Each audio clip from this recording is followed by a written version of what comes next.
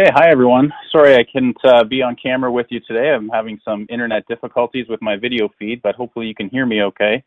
My name's Chad Helm. I'm the Senior Director of Sales for IGT Canada, and with me today I have Vik Shrestha and Omer.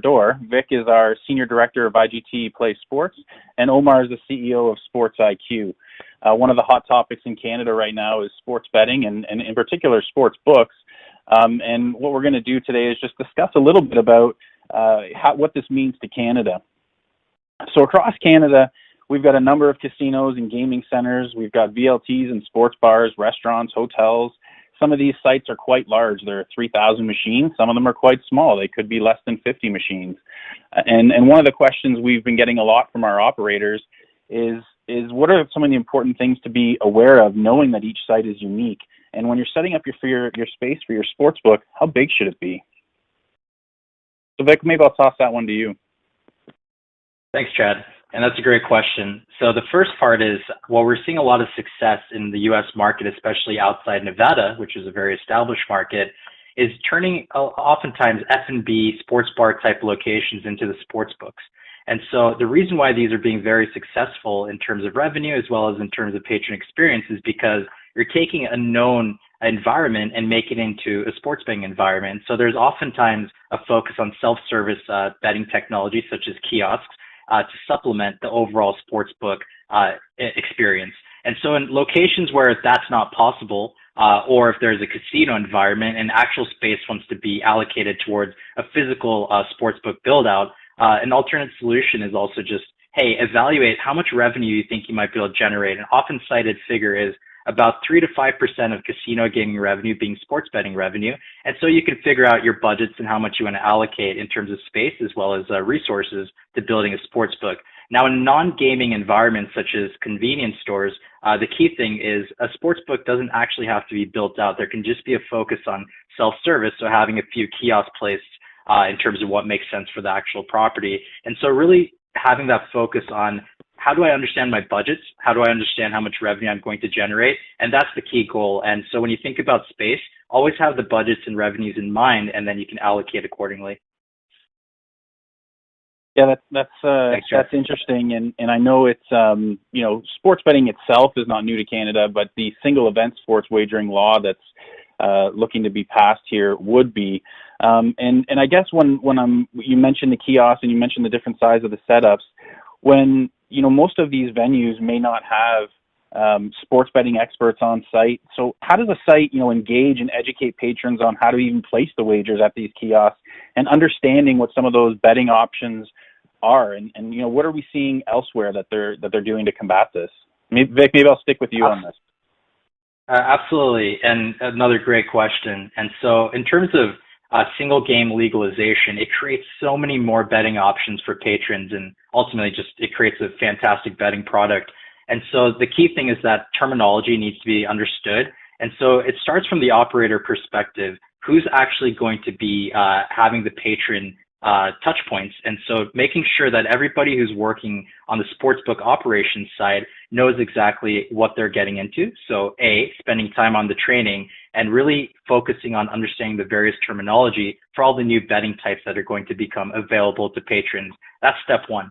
And then step two is making information available and easy to find for patrons so they can kind of gear themselves up towards the new betting options that they're going to have available. And so having this combined approach and working with partners, suppliers, or if it's outsourcing to another B2C company, but working with partners who really focus on education first is key. And when you have a focus on patron experience, that's always the key thing to be successful when it comes to sports betting. That's great. So on that, so Omer, when I'm looking at odds, and it's a question we get a lot at IGT, and I'll engage Vik or various other members of our team. But how can we ensure, as an operator, we're even setting the appropriate odds for our establishments?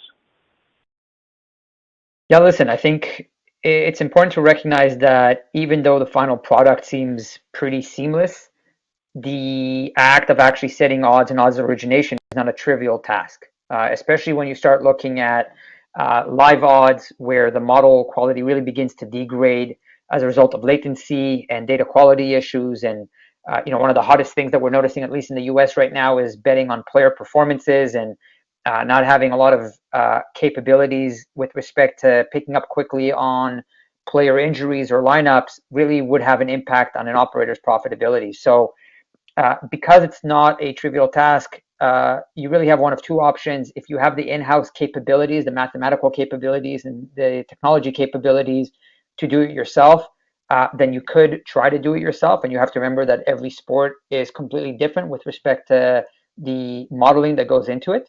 But if you don't, you can rely on third-party providers who essentially augment and provide you those odds. So, and to add on to what Omer Yeah. mentioned, one of the key things that Omer made a really good point about is the potential for outsourcing this type of service. And the reason why that's important is because, especially in the U.S. market, we're seeing many states legalize and move forward with sports betting, but that in-house understanding, capability, and talent does not always exist. And so outside Nevada, we can see that it's always a challenge to build these internal capabilities. And so it is smart to leverage the best possible suppliers in terms of who can provide me exactly what I need to do to be competitive into the market. And so outsourcing is kind of what the market is going towards, more so than actually building these internal capabilities, unless they already have it. And so, that's a great point that Omer made. So I guess, Omer, maybe just a follow up to that on kind of, if a company like SportsIQ, where are you guys kind of gathering your information from? Where do these feeds come from if you're varying them by individual markets? Yeah, listen, I think if I had to break it down, it kind of goes into a couple of steps. The first steps in creating models that provide odds origination in an automatic fashion really starts and ends with data. So we find a ridiculous amount of data that provides historical information about the historical events, but not just who won. We look at things like what was the weather at the time, what was the players who were on the field in football, American football. We'd obviously be looking at the impact of whether it was an open dome or a closed dome. And when we go more granular at player performance market, we'd be looking at the performance of each and every individual player. So data accumulation is the first step. The second step to that, we employ an incredibly smart group of data scientists and mathematicians that they take that data, they clean it up, they filter it out, and then obviously they create automated models that can accurately predict what would happen for each and every event.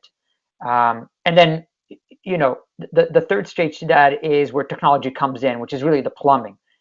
It's not enough to just be able to create these mathematical models. You have to be able to provide them to your operators, which, as Vik alluded to earlier in this question, going through the territorial expansion that we're noticing in the US, you have to account for things like latency, right? And so, especially in this day and age where so much is done online as well, and the access to information is so readily available, odds origination is a thing that used to take minutes, now is in milliseconds.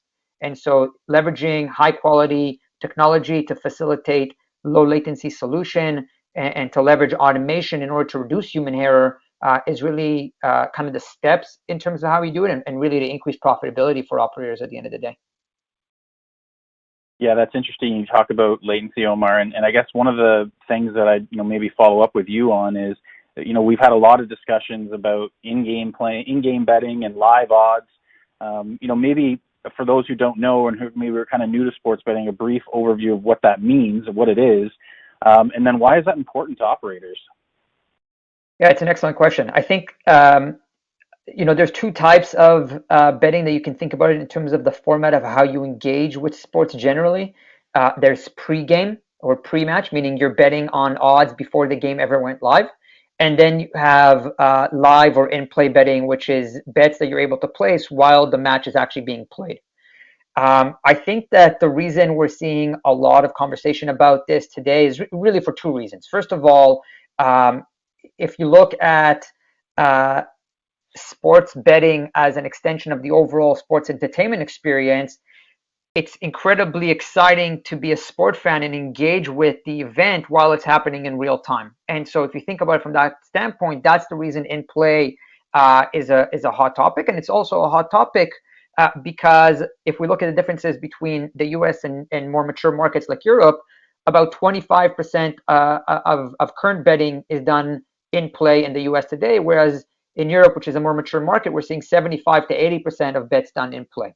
So I think it's obvious to everyone in North America that as the industry continues to grow and evolve, more and more of the betting action is going to continue moving towards in play. The big question that everyone's asking today is, well, what kind of products for these localized, American and Canadian markets are going to drive that in-play engagement? And so we're seeing a lot of discussion around that.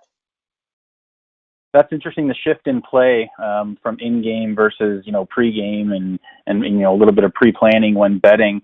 Seeing as the U.S. market's been opening up quite rapidly here over the past 2 years, and Vik, maybe this is for you, or Omer, maybe you want to jump in. That percentage of play that we're seeing start to shift like they're seeing in Europe, are we seeing that now, or is that a long-term build-up to shift to the in-game play? Yeah, happy to tackle this one. So we're seeing the shifting happening now. Nevada is a great example of that. With in-play betting, it allows for two key things. Number one is a lot more increased patron engagement throughout the life of a game. And so also what that translates to is much more revenue potential. And so what we're seeing in the U.S. market, and we're going to see it much more as a larger extension of the U.S. market as well, is where you're seeing media deals with sports betting operators, and it's kind of merging together. And you think about why, and the reason why is because of that focus on overall patron engagement. That's great. So Omer, that's in Canada, single event sports, as you know, we've mentioned a few times today, is going to be something that's new, and there's been a lot of talk about the live odds. So when we're talking about live odds and we're talking about in-game betting, how exactly does that work, and what are you seeing across some of the various markets? And maybe before you answer that question, just give everyone kind of a brief synopsis on exactly what in-game betting is.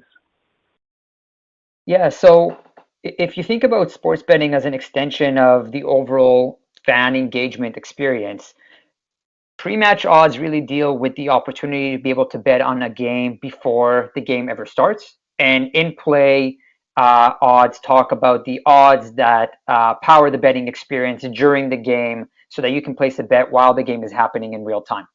And the reason, rightfully so, that it's getting so much attention is in order for you to be able to engage with a sporting event throughout the entire life cycle of that event, being able to bet not just before the game starts, but as the game progresses and things change is an incredibly exciting experience to be a part of. And as a result of that, we're seeing a lot of discussion on it. I think we're also seeing a lot of discussion on it because in the US today, live odds make up about 25% of total betting action, whereas in mature markets like Europe and Asia, you're seeing closer to 75 to 80% of total betting action. So I think it's obvious to everyone involved that both in the US as it continues to grow and Canada as it continues to regulate single event wagering, live betting experiences are going to play a bigger and bigger role. And the big question now is what sort of products are really going to drive that engagement to bring bettors to engage with sports betting to the same thresholds that we're seeing out in Europe. Yeah, that's interesting. So Vik, maybe I throw it to you for a second. I kind of want to understand maybe Omar's point there where he said, the U.S. was roughly 25% in-game and Europe was 70 to 80%. With PASPA being passed a couple of years ago in the U.S. and single event sports wagering growing across the U.S. and becoming live in many more markets, how quickly are we seeing in-game betting shift from a small amount to a larger amount, maybe like the more mature market in the U.S.? What can Canada expect with that shift? We're seeing the shift happening now, and it's really, we're seeing a lot more of the in-play betting product also become better. As Omer mentioned, you need to have a nice product offering for the in-play for patrons to actually be engaged and want to place those wagers. And we're seeing also from an operator perspective a lot more focus on the in-play experience because ultimately it leads to more handle and ultimately leads to more revenue. And so I believe that, as Omer very pretty much mentioned, is that we are going to see a lot larger share of the mobile betting, especially shift towards in play in terms of handle, more so than it is currently. And so in Canada, very similar. I think it's going to adopt the very same mechanism that we see in terms of the U.S. in terms of the product itself for in play betting. And so I'm personally very excited for it because I mostly play when I wager, I mostly bet in play myself. So maybe another question, and maybe Vik, maybe this is more for you, and Omer, you can feel free to jump in. But in the U.S. market, what were some of those big hurdles that they ran into when they were setting up sports books or when they were setting up mobile sports betting for the first time? Like, what were they running into, and how did they kind of overcome those hurdles? Yeah, I mean, sports betting is very complicated to get set up. It might seem easy from outside looking in, but it's actually very challenging. And I would say the biggest hurdle that we've seen in multiple jurisdictions in the U.S. is, of course, the licensing and product compliance. And so to really have a good understanding of that and work with suppliers who are willing to really go above and beyond when it comes to that. Now, the second part is when it comes to responsible gaming. Just ensure that you have a proper responsible gaming program in each particular jurisdiction, but to also ensure that the supplier who is providing the technology actually has responsible gaming mechanisms, such as, let's say, self-exclusion or limits or whatever it is, built in to support that. So I would say that those are some of the big hurdles, but many of those ways to go above those hurdles is really to work with known and proven suppliers in the market who can actually be in compliance with whatever the regulators are looking to do. Thanks, Vik. I appreciate that. And compliance and in Canada is obviously a heavily regulated market, especially across the country where most of our provincial lotteries run the day-to-day or have oversight over the day-to-day with third-party operators. But what have we learned about kind of setting odds in market by market in the U.S. and are there regulatory restrictions over some of the things we can do when we're setting those odds? And Omer, maybe it's a two-part. Maybe this is part Vik and part you. How does your software, how does your platform adapt to these types of regulations by market?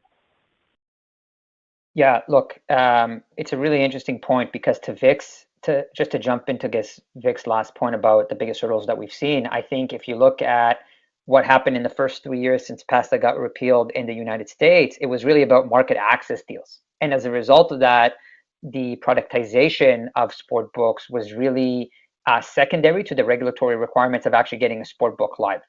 What we've learned, I think, definitely in the last 6 months, but is evolving more and more, is that as a result of that experience, there was very little product differentiation so far between operators.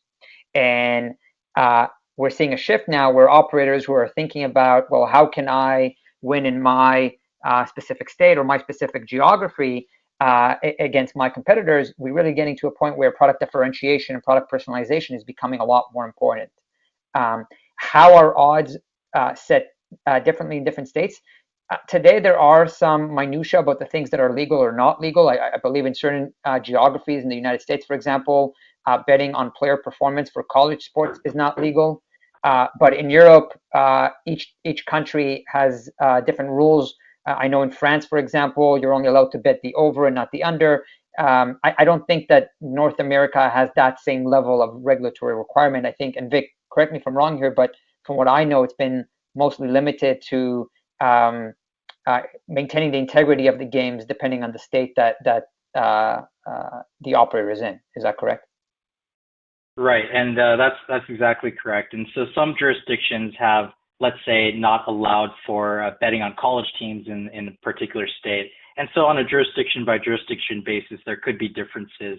And so working with suppliers who are willing to work within the confines of whatever is allowed is definitely very important.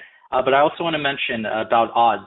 And so when we talk about product, a lot of times when we mean product, we really mean odds. And so what we've seen in some jurisdictions in the United States is that when you have very uncompetitive pricing, and so more expensive pricing, you're not seeing that same adoption from the patrons who might be betting illegally to start betting legally. And so you really need to have a product and proper strategy to capture that. Otherwise, you aren't going to make as much revenue as many projections for a state-by-state basis. And in Canada, very similarly, we know that there's sports betting going on. And so how do you capture those patrons to start betting in this legal framework? And that's ultimately, it's up to the odds and the product that you set for the players. And if it's better than what they are able to get from the illegal markets, you're going to start being able to attract some of those patrons to bet legally and ultimately drive the revenues and the taxation dollars that come along with it. Yeah, that's a great point, Vik, about the patrons and bringing those illegal dollars to the legal framework.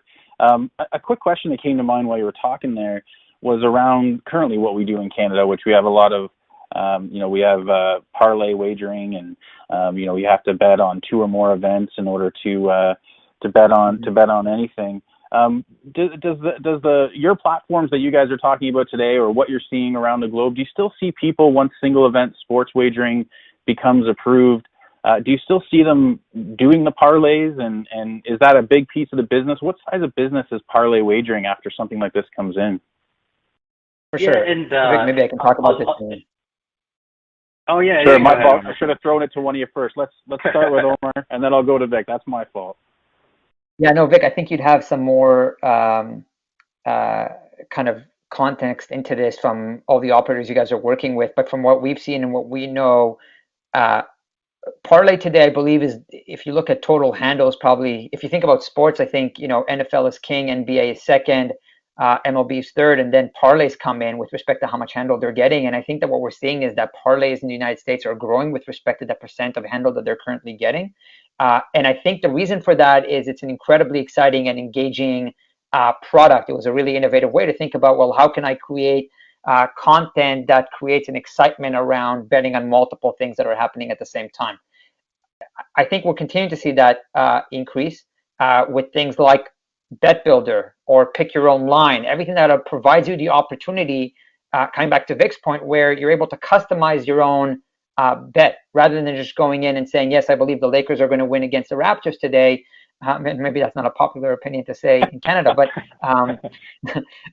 but maybe you can start building your own bet where you say, well, I think the Lakers are going to win, but I think Kyle Lowry is going to have an incredible day and he's going to score 32 points, and above that Siakam's going to have 5 steals. How can we create a bet around that provides a unique price to me? So I don't know what you think about this, Vik, but we certainly see a lot of engagement associated with parlays. Absolutely, and with parlays, when you think about the hold percentage, so parlays are almost like lottery tickets, and the more teams you add, obviously, the more risk you have at losing that parlay, but it gives you a much higher payout. Now, so when you think about single game wagering, the hold percentage starts dropping much lower to between roughly 6-7% is kind of this industry standard. And so when you think about parlays, it gives the patron an exciting product to bet on. But the second level of that, and Omer mentioned, is personalization of that parlay. And so the ability to promote certain parlays, and which ultimately helps with the risk management strategy, because let's say you don't have action on some teams that you want to promote to potentially boost the parlay. So actually having smart promotions that drive patron behavior to do what you need from a book environment is definitely very important. I think that's going to be step 2.0 of how the industry evolves, is a lot of focus on personalization of those parlays to drive betting, and also to really drive the patron engagement to the product.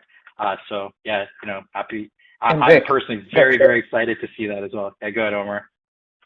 That's such a great point, because I think it kind of ties it back to one of the earlier questions that came up here, which was the use of suppliers and the role of suppliers with respect to helping operators increasing their revenues. What we're seeing is a lot of requests right now for pre-built parlays or pre-built accumulators or pre-built bet builders, where operators are saying, look, we're trying to maximize our revenue. We're noticing we're not getting great action here or there. How can you as a supplier help us by creating engaging content that allows us not just to create interesting products for our bettors, but also provide an opportunity for us to increase our revenue through these products? Yeah, absolutely, and that's what I see the next the next product offering in Canada from the parlay perspective. When you start adding a lot of that personalization, customization, well, we're not going to see the disappearance of parlays in Canada just because of single game wagering. We're going to see supplementary products that build ultimately an awesome sports betting experience. And we're going to see the same thing in the US as well, where it's all about content. And as they say, content is king. And it's going to be the same thing when it comes to sports betting as well. Mm-hmm. Awesome. Well, great, guys. And, I'll go back to your little ranking system there, Omar, with the NFL, NBA, and MLB, and then parlay. I hope in Canada we'll see the NHL move into your top four there, and maybe even CFL. And I'd be remiss if I didn't say anything about hockey, especially with the Stanley Cup final going on right now. Listen, you guys have taught me an awful lot about sports books and sports wagering and odds setting. It's been an enlightening experience. But before we kind of sign off here, and before we go over to the Q&A session, is there any final pieces of wisdom you can share with our Canadian audience here as they look down at single event sports wagering potentially coming on board here over the coming months and years? Vic, you want to start, or you want me to take this first? Yeah, no, happy to start. So what I would say is, number one, sports betting is a complicated product when it comes to the technology and when it comes to creating a proper product offering. And so I would say that the number one thing to keep in mind is work with proven, reliable partners. And when you work with proven, reliable partners, they bring a lot of the expertise that allows you to expand a business and actually build a profitable sports betting business.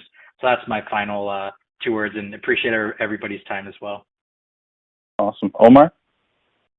Yeah, look, I think that, and maybe I sound a bit of a broken record here saying this, but I think it is incredibly important to drive that point home that sports betting should not be thought of as its own industry. It really is an extension of the overall sports engagement and sports entertainment experience. So if you're an operator and single sport wagering is becoming legalized, hopefully here in Canada, and you're thinking about what content, betting content specifically, might drive traffic, and how do I stand apart from my competitors in my local geography, our advice would be, how are your bettors currently interacting with sports? If you start from there and you're thinking about that, then you start thinking about, well, how can my betting content enhance that overall fan entertainment experience? And I think, again, it ties to Vic's last point. I think that's where suppliers can really help you leverage their knowledge from other geographies and experience to do that for your local geography and your local needs. Great. So I think what we're going to do is we're going to turn it over to a Q&A here. I would encourage any of those who can't participate in the Q&A for whatever reason, or hearing this on a recording down the road, feel free to reach out to myself or any of our speakers here today, and Vic and Omar, and we'd be happy to get back to you to help answer questions. So with that, we'll turn it over to the Q&A.